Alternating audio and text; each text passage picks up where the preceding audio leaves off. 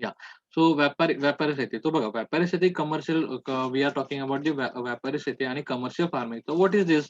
So see, the commercial farming is basically nothing but we are taking the crops. So we are planting the crops, and after it's fully recovered, after it's fully planted, we take them out for the sales. Okay, to sell that crops. Okay, म्हणजे काय आपण जे बोललेलं की जे काय उत्पादन आपण काढलेलं आहे ते आपण बाहेर म्हणजे जे काही उत्पादन आपण शेतीतून मिळवतो, ते सगळे काही मिळवलेले उत्पादन आपण विक्रीसाठी नेतो. त्यालाच आपण बेसिकली व्यापारी शेती असा एक बेसिक पॉइंट एक हा शब्द ऐकल्यानंतर आपल्याला डोक्यामध्ये येतो.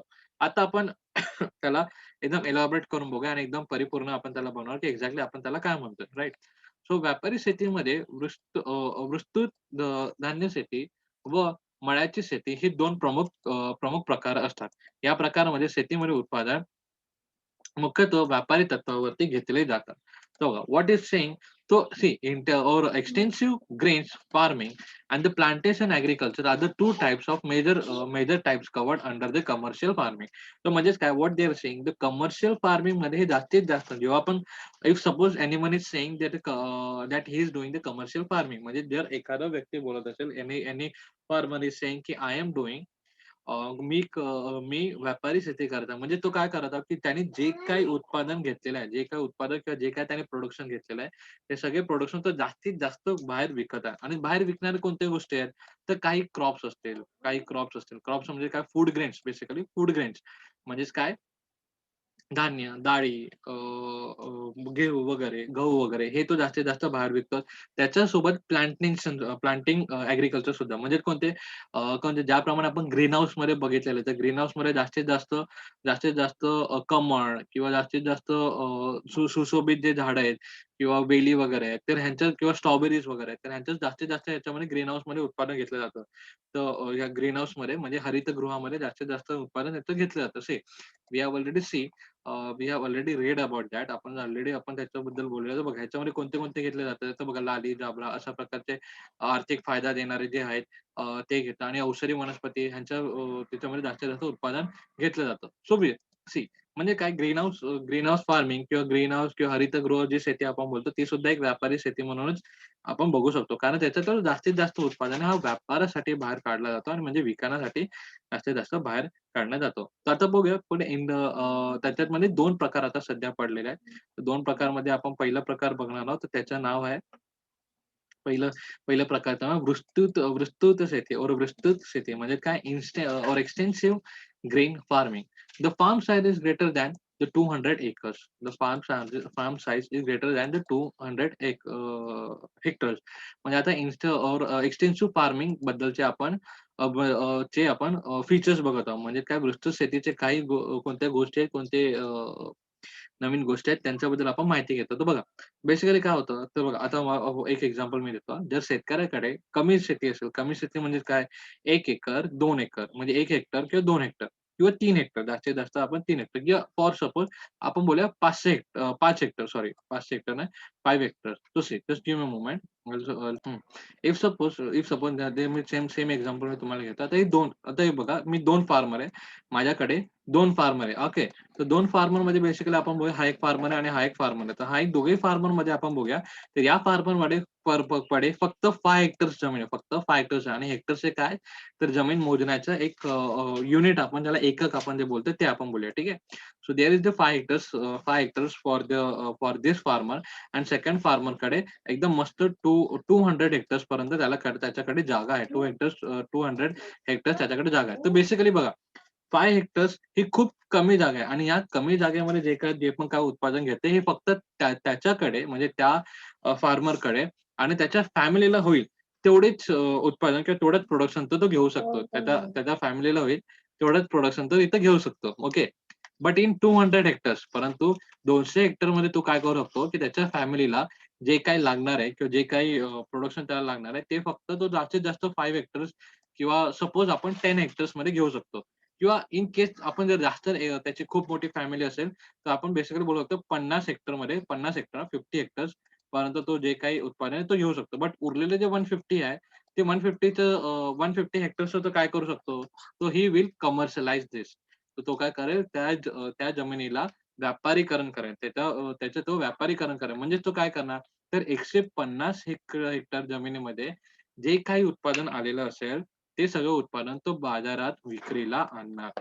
बाजारात विक्रीला आणणार. तर अशा प्रकारचे सिनारिओज आपण इथे बघू शकतो. तर म्हणूनच बघा, म्हणूनच सी म्हणूनच आपण काय that's why we can say ते ह्यांनी काय सांगितलं विस्तृत शेती करण्यासाठी म्हणजे एक्सटेन्सिव्ह ग्रेन फार्मिंग करण्यासाठी आपल्याला ॲट 200 हेक्टर्सची तरी गरज आहे. ॲट 200 हेक्टर आणि त्याच्यापेक्षा जास्त मोठी जमिनीची गरज असते. And due to the large farm size and the sparse population in the region, these types of farming is carried out with the help of the machines like the tractors and crushers. The pesticides are spread with the help of the helicopter or planes. म्हणजे बघा, ही एवढी भली मोठी 200 hectare जमीन म्हणजे एवढी मोठी जमीन असते, की या जमिनीमध्ये काम करण्यासाठी मशीनची गरज भासते. मशीन म्हणजे कोणते बघा, इथं मोठमोठे जे ट्रॅक्टर्स आपण जे बोलतोय, तर अशा प्रकारचे ट्रॅक्टर्सची आपल्याला गरज पडते आणि प्लस ह्याच्यामध्ये कीटकनाशकांची फवारणी करावी लागते. जे पेस्टिसाइड्स आपण बेसिकली म्हणतो, ते पेस्टिसाइड्स बेसिकली हेलिकॉप्टर किंवा प्लेन ह्यांच्या यूजने ह्यांचा वापर करून आपल्याला विमान किंवा हेलिकॉप्टर ह्यांचा वापर करून आपल्याला ते छिडकावे लागतात. ते छिडकावे लागतात. तर बघा ह्याच्यामध्ये पण आपल्याला दिलंय. तर मोठी शेती क्षेत्र व विराट लोकसंख्या त्यामुळे ही शेती यंत्राच्या सहाय्याने केली जाते. उदाहरणार्थ नारंगीसाठी सॉरी नारंगी नाही, नांगरणीसाठी ट्रॅक्टर, धान्य वाढवण्यासाठी मळणी यंत्र आणि जंतुनाशके फवारण्यासाठी हेलिकॉप्टर विमानाचा वापर केला जातो. इमॅजिन करा, जस्ट इमॅजिन की येस, जस्ट इमॅजिन की एखाद्या जमिनीवर पेस्टिसाइड स्प्रेड करण्यासाठी आपल्याला विमानांची गरज पडते. म्हणजे यू कॅन इमॅजिन की केवढी मोठी जमीन असेल, ती केवढी मोठी जमीन असेल की ज्याच्यात विमानांचा इस्तेमाल किंवा हेलिकॉप्टरचा वापर केला जातोय. ते पण फक्त आणि फक्त पेस्टिसाइड म्हणजे जे आपण नॉर्मल शेतीमध्ये जे आपण फवारणी करतो जे हाताने म्हणजे बघा छोटी जमीन असेल म्हणजे 5 एकर, 2 एकर, 2.5 एकर.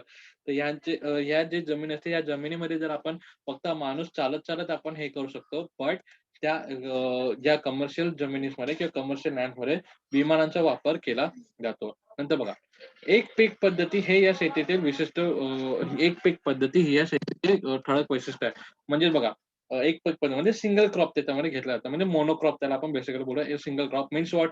की यांच्यामध्ये असं नसतं. ह्यांच्यामध्ये असं नसतं. आता सपोज हे 200 हेक्टरची जी लँड आहे, या 200 पूर्णच्या पूर्ण 200 हेक्टरमध्ये फक्त गहूच घेतला जाणार किंवा मकाच घेतला जाणार किंवा बाजरीच घेतला जाणार किंवा सोयाबीनच घेतला जाणार. तर की अशा प्रकारचे जे म्हणजे एकच क्रॉप ते पूर्ण 200 हेक्टर जमिनीमध्ये एकच प्रकारचा क्रॉप घेतला जातो.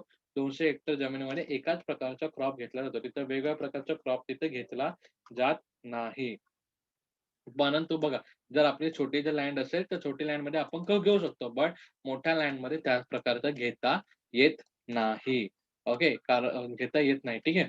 तर त्यामुळे ह्याचं काय चालतं मोनोक्रॉप सिस्टम तिथं चालत असते आणि त्याच्यामध्ये कोणते-कोणते आहे बघा, तो व्हीट आहे, कॉर्न्स आहे, barley, oats, soybeans are cultivated of the some extent. म्हणजे बघा, त्यांनी काय-काय सांगितले गहू, मका याशिवाय बार्ली, ओट्स, सोयाबीन अशा प्रकारचे पीक तिथे घेतले जातात. पुढचं आपण बघणार पुढचं पॉइंट आपण बघूया. या शेतीसाठी मोठी भांडवल गुंतवणूक करावी लागते. उदाहरणार्थ यंत्रासाठी, कीटकनाशकासाठी, गोदामासाठी, वाहतूक खर्च यांच्यासाठी मोठ्या प्रमाणात भांडवल लागत असतं. जसे the capital that exactly used for this and the heavy capital त्याला हेवी कॅपिटल इन्व्हेस्टमेंट म्हणजे खूप जास्त भांडवल त्याला लागतं. खूप जास्त भांडवल त्याला लागतं. बघा, मोठी जमीन जर आपल्याकडे असेल 200, 300, 100 एकर तर मोठी जमीनसाठी जास्त पैसा तर लागणारच आहे, राइट? तो जास्त पैसा कारण बघा विमानाने आपल्याला फवारणी करायची, हेलिकॉप्टरने आपल्याला फवारणी करायची तर it is not the simple or easy job. तर तो काही साधा सरळ आणि ईझी जॉब तर तो नाहीये. त्याच्यासाठी आपल्याला खूप जास्त भांडवल लागतंय. तर ह्यासाठी त्यांनी बोललेलं की ह्या जे फार्मिंग असतं, हे जे फार्मिंग असतं म्हणजे त्याला आपण कमर्शियल फार्मिंग त्याला म्हटलं तर कमर्शियल फार्मिंगमध्ये आपल्याला जास्त प्रमाणात इन्व्हेस्टमेंट लागत असते. ओके. नंतर नंतर पुढे पुढे आपण बघूया. नंतर since huge experiment are needed for the purchase and the machinery and the fertilizer, pesticide go down transport cost म्हणजे त्याच्यासाठी लागणारी जी जमीन आहे, त्याच्यासाठी लागणारी त्याच्यासाठी लागणारे जे काही औषध आहे, कीटकनाशक आहे, त्याच्यासाठी लागणारे जे खत आहे, त्यांच्यासाठी लागणारे जे जमीन आहेत, जमीन आहे, गोडाऊन बेसिकली. गोडाऊन म्हणजे काय बेसिकली, ज्याच्यामध्ये एक साठा करून ठेवू शकतो. एक गोडाऊन म्हणजे असं घर की ज्याच्यामध्ये आपण उत्पादन आपला साठा करून ठेवू शकतो. तर बघा, विचार करा, 200 हेक्टर जमिनीमध्ये कितीतरी धान्य उगवू शकतं आणि कितीतरी धान्यांना साठवण्यासाठी आपल्याला गोडाऊनची सुद्धा आवश्यकता असते. So this is the thing. Next, we are talking about the problem in extensive grain farming are drought, attacked by pests, lactors, and the market fluctuation. And these types of farming are carried out in the temperature grassland region. तर म्हणजे बघा, यांनी basically याच्यामध्ये काय सांगितलेलं आहे, आणि याच्यामध्ये सांगितलं तर यांच्यामध्ये येणारा अडथळा एकच. ही जमीन ही खूप चांगली आहे. म्हणजे ही जी कमर्शियल फार्मिंग जे आहे, कमर्शियल फार्मिंग म्हणजे आपण त्याला बेसिकली म्हणू शकतो शेती. व्यापारी शेती खूप चांगली आहे. का? कारण ती फर्स्ट ऑफ ऑल त्याच्यासाठी खूप जास्त पैसा लागतो. त्याच्यापासून येणारे जे रिटर्न्स आहे हे सुद्धा खूप जास्त आहेत. त्यांच्यामध्ये येणारे रिटर्न्स सुद्धा जास्त आहे आणि मशीन सुद्धा लागणारं जास्त आहे आणि म्हणजे एव्हरीथिंग हे इट्स लार्ज इन नंबर, म्हणजे सगळ्यात जे काही गोष्टी आहेत ते खूप जास्त प्रमाणात, म्हणजे त्याच्यामध्ये गुंतवणूक असो, त्याला लागणारं पाणी असो, त्याला लागणारी जमीन असो किंवा त्याला लागणारा पैसा असो किंवा एंड पॉइंट किंवा शेवटचा जो सर्व महत्त्वपूर्ण असतो, त्याच्यामुळे मिळणारा जो पैसा आहे, त्याच्यामुळे त्या शेतीमुळे मिळणारा जो पैसा आहे, हा सुद्धा खूप जास्त असतो. बट बट यांच्यामध्ये काही प्रॉब्लेम्स असतात. यांच्यामध्ये काही प्रॉब्लेम्स असतात. ते कोणते प्रॉब्लेम्स आहेत? की समजा की मार्केट फ्लक्च्युएशन म्हणजे जे मार्केट म्हणतो, जे काही बाजार म्हणतो, बरोबर? त्या बाजारामधले चढ-उतार म्हणजे कधी-कधी बघा, कधी-कधी आपण बघू शकतो की थांबा. कधी-कधी आपण बेसिकली बोलू शकतो की काही गोष्टी महाग होतात, काही गोष्टी सस्त्या होतात, पुन्हा ते महाग होतात. तर हे जे सस्ती महाग होणारी जी गोष्ट आहे, त्याला आपण काय म्हणतो? फ्लक्च्युएशन म्हणतो किंवा फ्लक्च्युएशन किंवा इन्फ्लेशन असं म्हणतो. म्हणजे त्यालाच आपण बाजारातील चढ-उतार किंवा महागाई असं म्हणत असतो. तर बघा, हे या गोष्टीमुळे सुद्धा म्हणजे शेतीमधून येणारे जे रिटर्न्स आहेत किंवा त्या शेतीमधून येणारे जे काही पैसे आहेत, त्यांच्यावरती फरक पडत असतो. म्हणजे कसं? इफ सपोज इफ सपोज की आपण खूप मेहनत घेतली आणि आपण बऱ्यापैकी उत्पादन घेतले. परंतु त्या उत्पादनामधले अचानक आपण जेव्हा ते मार्केटमध्ये आणलं, मार्केटमध्ये किंवा शेतीमध्ये ते विकायला जे आणलं सामान आणि त्यावेळेसच बेसिकली बरोबर हां, त्यावेळेसच बेसिकली बरोबर जो मार्केट प्राईस आहे, तो कमी झाला. त्यावेळेस बेसिकली बरोबर मार्केट प्राईस आहे किंवा शेतीचं जे उत्पादन आहे, ते कमी झालं. अशा प्रकारची जेव्हा पण गोष्ट होते, तेव्हा त्याला आपण बेसिकली काय म्हणू शकतो, तेव्हा काय होणार तर बघा, आता बघा फॉर एक्झाम्पल सिंपल आहे. आपण आपली जी हे आहे मेहनत करून किंवा जो उत्पादन घेतोय, त्याचा खर्च आहे ₹5. परंतु मार्केटमध्ये महागाई किंवा घसरल्यामुळे ते आता ₹4 किंवा ₹3 मध्ये ती गोष्ट आता विकली जात आहे. म्हणजे आपलं काय झालं, तर आपलं बेसिकली ₹2 नुकसान झालं, बरोबर. परंतु जर त्याच जागी ₹5 जर आपला खर्च झाला आणि ₹5 खर्चामध्ये आपण जे सामान घेतलेले किंवा फॉर एक्झाम्पल आपण बघूया गहू घेतले. गहू बेसिकली आपण बनवलेला आणि ते आपण ₹5 एक्झाम्पल मी घेतोय ही रिअल अमाउंट नाहीये. पण समजा की ₹5 किलोने आपण विकतोय. ₹5 किलोने विकतोय. परंतु मार्केटमध्ये गेल्यानंतर तिथं मार्केटमध्ये चढ-उतार झाल्यामुळे, महागाईमुळे किंवा चढ-उतार झाल्यामुळे तो जो प्राईस आहे तो आता ₹3 झाला. म्हणजे काय होईल आपलं? तर आपलं ₹2 त्याच्यात बेसिकली नुकसान होईल. ₹2 आपलं काय झालं? नुकसान होईल. बट बट जर एखाद्या गोष्टीमध्ये जर चुकून-माकून किंवा मार्केट चांगलं असेल आणि मार्केट चांगलं असेल म्हणजे बाजारपेठ बऱ्यापैकी असेल आणि त्या ₹5 ची मार्केट म्हणजे बाजारभाव झाला असेल ₹8. So the market price becomes the ₹8, then we will get the ₹3 profit. So अशा प्रकारचे सिनारिओज असतात. म्हणून बघा आणि ह्याच्यामध्ये आपण पुन्हा एकदा पॉइंट बघतोय. ह्याच्यामध्ये मोनोक्रॉप सिस्टम इथे चालतं. मोनोक्रॉप सिस्टम म्हणजे काय? इफ सपोज आपण गहूच घेतले आणि गहूचेच प्राईसमध्ये कमी झाले, तर आपलं नुकसान होणार आहे. परंतु गहूचेच प्राईस जर आपण गहूचेच प्राईस वाढले, तर आपला प्रॉफिट नक्कीच होणार आहे. तर अशा प्रकारचा जो नफा आणि तोटा ज्याबद्दल आपण बोलत आहोत, तो नफा आणि तोट्याचा विचार सुद्धा ह्याच्यामध्ये जास्तीत जास्त नफा होण्याचे पण चान्सेस असतात आणि जास्तीत जास्त नुकसान होण्याचा पण, तोटा होण्याचे पण चान्सेस असतात. Means what? की in this farming we can have the more chances to get the more profit, but also we have the chances to get less or the more, or we can say the more losses. म्हणजे दोन्ही profit पण तेवढाच जो होऊ शकतो जेवढा loss सुद्धा होऊ शकतो. ठीक आहे.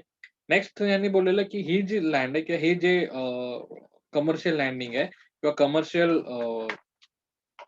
क्रॉप आहे, हां, कमर्शियल ॲग्रीकल्चर हे जास्तीत जास्त फ्लॅट सरफेसमध्ये होतं. म्हणजे मैदानी प्रदेश म्हणजे ग्रासलँडमध्ये आपण बघू शकतो. ग्रासलँडमध्ये ओके. ग्रासलँडमध्ये जास्तीत जास्त आपल्याला होत असतं ना, आपण बघतो. ग्रासलँडमध्ये बेसिकली काय, तर ह्याच्यामध्ये ग्रासलँड म्हणजे काय, की मैदानी प्रदेश आहे. कारण मैदानी प्रदेश हा कसा असतो, तर मैदानी प्रदेश हा सपाट असतो. आपला कोकण भाग जर बघितला किंवा हिमालयातला भाग बघितला किंवा कोकण भाग किंवा आपण जर विदर्भाचा भाग बघितला, तर हे कसे आहेत, इथे डोंगराळ प्रदेश आहे. हे कसे आहेत, डोंगराळ प्रदेश आहे. परंतु आपले मैदानी प्रदेश कसं म्हणजे दख्खनचा पठार किंवा हे जे काही रिजन्स आहेत, हे कसे आहेत, मैदानी प्रदेश आहेत. हे काय आहेत, मैदानी प्रदेश. मैदानी प्रदेश म्हणजे काय, ह्यांच्याकडे जी जमीन आहे, ही सपाट आहे. आणि या जमिनीवर सपाट जमिनीवरती आता सपाट जमिनीवरती ट्रॅक्टर चालवणं किंवा फवारणी करणं किंवा सिंचन वगैरे बनवणं हे कसे असतात, हे सहजरित्या पॉसिबल होऊ शकतात. म्हणून कमर्शियल जमीन ही जास्तीत जास्त फ्लॅट सरफेसवर केली जाते. जास्तीत जास्त फ्लॅट सरफेसवर म्हणजे ग्रीनलँड एरियामध्ये केली जाते. ग्रीनलँड एरियामध्ये किंवा मैदानी प्रदेशामध्ये केली जाते. ठीक आहे. So this is all about the extensive farming, commercial farming मधला extensive grain farming मध्ये आपण आहोत. एक्सटेन्सिव्ह grain farming म्हणजे काय, विस्तृत शेती याबद्दल आपण याच्यामध्ये धान्य शेती आपण बोलूया. विस्तृत धान्याची शेती म्हणजे काय, ज्याच्यामध्ये आपण त्याच्याबद्दल म्हणजे ज्याच्यामध्ये फक्त एकाच प्रकारचे क्रॉप्स आपण घेत असतो. आता पुढचं आपण बघूया द मळ्याची शेती म्हणजे काय, आपण त्याला आपण म्हटलेलं आहे सेकंड पॉइंट, आपण त्याला काय म्हटलेलं आहे, the plantation farming. The farm size of the plantation agriculture is 40 hectares and above. आता त्याचे फीचर्स आपण बघूया, त्याच्याबद्दल आपण जाणून घेतो.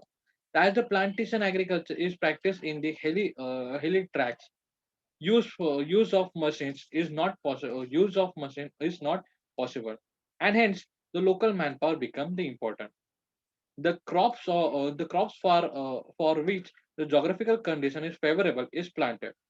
This is the single crop cultivation practice too. These types of agriculture does not produce the food grains. Only the commercial crops like the tea, rubber, coffee, coconut, cocoa, and spices are planted there. These types of farming begins and spread mostly during the colonial period, and it is practiced in the tropics. आपण ह्याच्याबद्दल एकदा just वाचून घेऊया आणि त्याच्याबद्दल आपण पुढे बोलून घेऊया. ठीक आहे. So this types of farming requires the large scale of capital investment due to the long duration of the crop. Use the scientific method, the expanded produce and the process, the climate, manpower, and we can say the deterioration of the environment, economics, and the managerial problem are the major issues faced by this topic of the agriculture or these types of the agriculture. This type of the agriculture practice in the India and the South Africa, Asian countries or South Asian countries, Africa, south central America etcetera. म्हणजे बघा, आपण extensive grain farming आणि plantation farming म्हणजे बघा, विस्तृत शेती आणि मळ्याची शेती. आता बघा, let's find out the differences between this. Yeah. So here is the thing. So I write over here that ECF stands for extensive crop farming, crop farming, आणि मराठीमध्ये त्याला मी VS लिहिलंय, ज्याला आपण विस्तृत शेती असं म्हटलेलं आहे. आणि सेकंड इथं आपण बघितलेलं आहे, इथं मी लिहिलेलं PF for the planting farming, ज्याला मराठीमध्ये आपण MS म्हटलेलं म्हणजे मळ्याची शेती. तर बेसिकली या दोघांमध्ये डिफरन्सेस काय तर बघा, फर्स्ट ऑफ ऑल हे दोघे कमर्शियल आहेत. पहिली गोष्ट, हे दोघे कमर्शियल आहेत. दोघे कमर्शियल म्हणजेच काय, just give me a moment. Yes, let me have the straight line over here. Yes. Commercial म्हणजे काय, तर कमर्शियल मध्ये बेसिकली आपण बोलू शकतो की हे कमर्शियल शेती म्हणजे ह्याला बेसिकली बोलतो की हे दोघी व्यापारी शेती आहे. व्यापाराच्या दृष्टीने अत्यंत इम्पॉर्टंट असलेले किंवा व्यापाराच्या दृष्टीने व्यापार करण्याच्या दृष्टीने करत येणारे जे शेती आहे त्याला आपण कमर्शियल शेती असं म्हटलेलं आहे. आणि हे दोघे ते कमर्शियल शेती आहेत. तर याच्यामध्ये फर्स्ट पॉईंट असा, यांच्या दोघांमधला फर्स्ट डिफरन्सेस आपण बघू शकतो. तर PF किंवा ज्याला आपण प्लांट फार्मिंग आणि ज्याला ECF ज्याला बोलायचं ह्याच्यामध्ये फरक. ह्याच्यामध्ये जास्तीत जास्त मशीन्सचा यूज केला जातो. ह्याच्यामध्ये मशीन्स म्हणजे यंत्रणांचा जास्तीत जास्त वापर केला जातो. परंतु ह्याच्यामध्ये मॅन पॉवर जास्तीत जास्त यूज केला जातो. मॅन पॉवर ह्याच्यामध्ये जास्तीत जास्त यूज केला जातो. आता ह्याच्यामध्ये आता पहिला प्रश्न असा, की ह्याच्यामध्ये हां, तो बघा. ह्याच्यामध्ये मशीन्सचा जास्तीत जास्त वापर केला जातो आणि ह्याच्यामध्ये मॅन पॉवरचा जास्तीत जास्त वापर केला जातो. तर का? तर ह्याच्यात भलेही दोघेही कमर्शियल आहेत, भलेही दोघेही कमर्शियल आहे. बघा मी पुन्हा-पुन्हा काय बोलतोय नीट लक्ष द्या. भलेही दोघेही कमर्शियल आहेत, परंतु इथे मशीन्स MACHIN आपण मशीन्स इथं बेसिकली लिहूया. ते मशीन्स आणि पुढे इथे आहे मॅन. त्याला फक्त आपण MAN मॅन पॉवर, पॉवर. हे मी आता पीसीने लिहितोय तर माझे अक्षर खराब येतील. प्लीज त्याच्यासाठी मला माफ करा. बट स्टिल मी लिहेल अशा प्रकारे की ज्याने कळेल तरी. बघा, ह्याच्यामध्ये पहिला पॉइंट आपण बोलत आहोत. बघा, ओके. तर पहिला पॉइंट बद्दल आपण बोलत आहोत. तर दिस इज द कॉल्ड हां. The first point is this. This is the first point and this is the first point. First point machines आहेत आणि ह्याच्यामध्ये मॅन पॉवर लागतात. आता दुसरी गोष्ट आता ह्याला लिंक करतो. यालाच मी लिंक करतो आणि प्रश्न माझा असा ह्यालाच मी लिंक करतो आणि बोलतो, की का? इथे मशीन्सचा जास्तीत जास्त वापर का आणि इथं मॅन पॉवरचा जास्तीत जास्त वापर का? पहिलं आपण बघूया. सेकंड त्याच्यामध्येच आपला सेकंड आन्सर येऊन जाईल. तर सेकंड आन्सर असा आहे, की हा जो ECF आहे म्हणजे त्याला विस्तृत शेती आपण म्हटलेलं आहे आणि त्याला मळ्याच्या शेतीमध्ये ज्याला आपण प्लांटिंग फार्मिंग ज्याला म्हटलेलं आहे, की त्याच्यामध्ये इथे हा जो ही जी शेती केली जाते ही ग्रासलँडमध्ये केली जाते.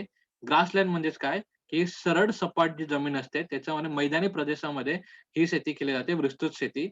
परंतु ही प्लांट फार्मिंग ह्याच्यामध्ये बेसिकली ही डोंगराळ भागामध्ये किंवा पठारावर, थोड्याशा टेकडी-वेकडीवर अशा जागी ही शेती केली जाते. बघा, आता मला सांगा डोंगराळ भागामध्ये ट्रॅक्टर वगैरे चालवणे किंवा जास्तीत जास्त मशिनीचा वापर करणे पॉसिबल आहे का? Answer is no. त्याच्यामध्ये जास्तीत जास्त मशिनचा वापर करणं पॉसिबल नाही. म्हणून इथे मॅन पॉवर जास्तीत जास्त आणि बऱ्यापैकी लागत असतो. इथे मॅन पॉवर जास्तीत जास्त लागत असतो. इथे मशीनचा जास्तीत जास्त वापर होत असतो. तर समजले हे 2 point? So this is the thing. Alright.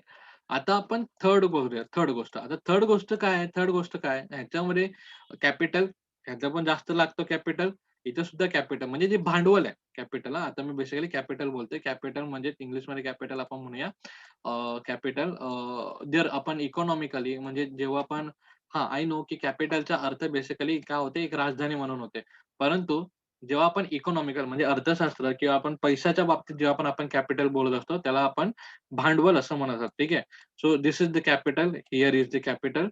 Capital I right the capital इथे. इथे सुद्धा सी इथे लिहिलेलं कॅपिटल म्हणजे काय भांडवल हां.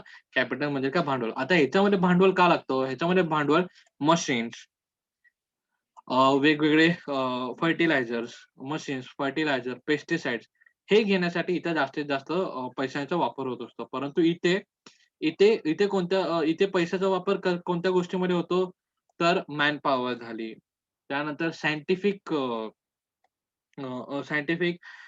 जे काही मेथड्स असतील त्यांच्यासाठी. कारण हे डोंगरावर आहेत बरोबर. हे जे शेती आहे ते कसे डोंगरावर आहेत. ते काय सपाट जमिनीवर नाही आणि सरळ सोप्या रीतीने होणारे नाहीयेत. म्हणून इथे जास्तीत जास्त आपलं सायंटिफिक मेथड किंवा सीड्स वगैरे आणि ट्रान्सपोर्ट तर दोघांमध्ये आहेत. ट्रान्सपोर्ट तर दोघांमध्येच आहेत, राइट.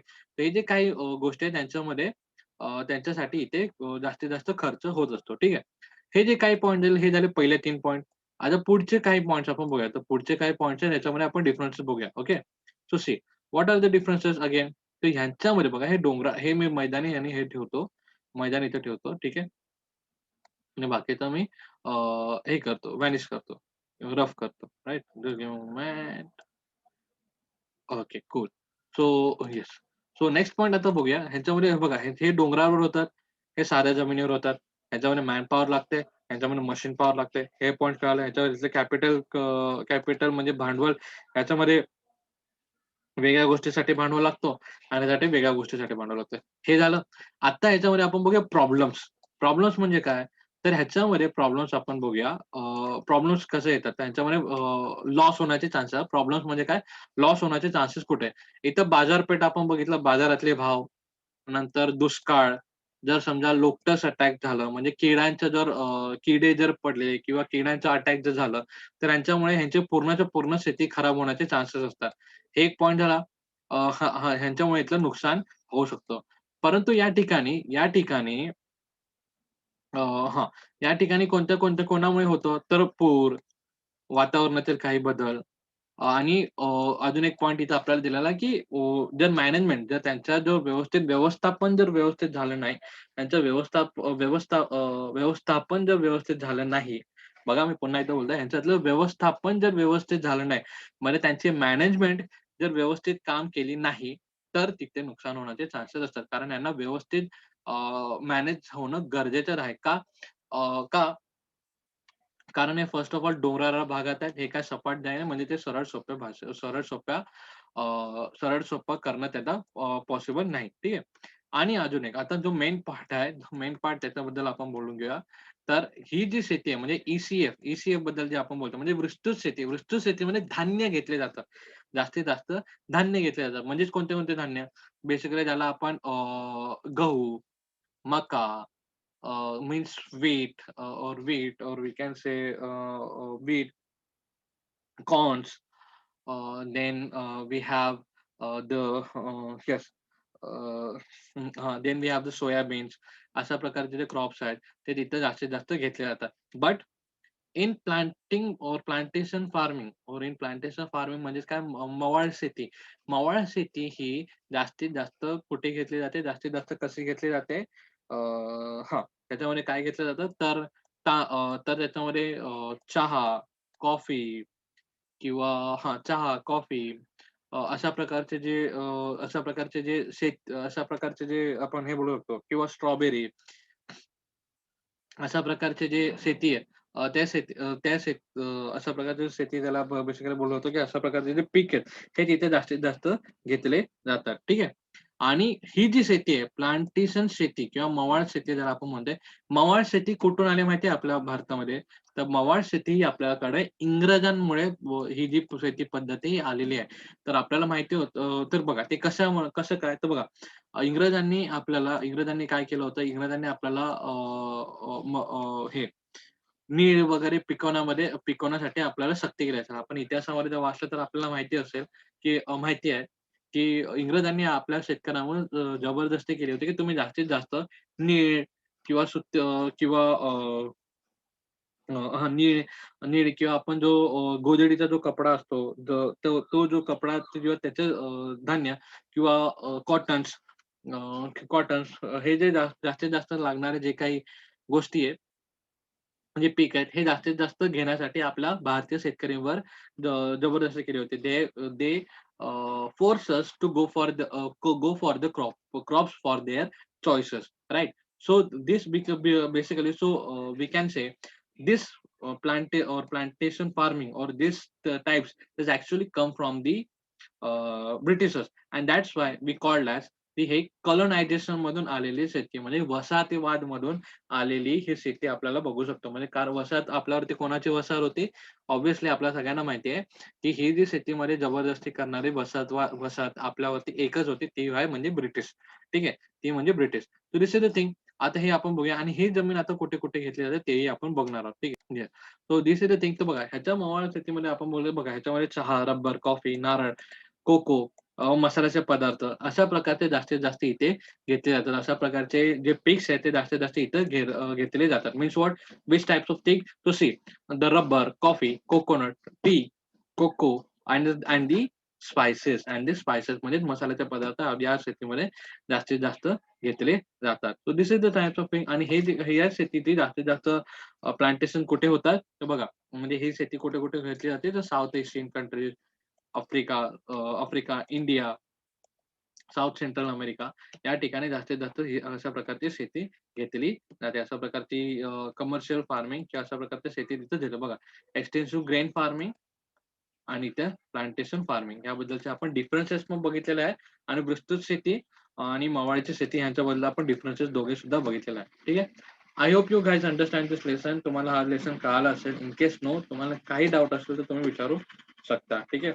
आज आपण इथेच थांबणार आहोत. नेक्स्ट सेशन मध्ये आपण भेटणार आहोत. ठीक आहे.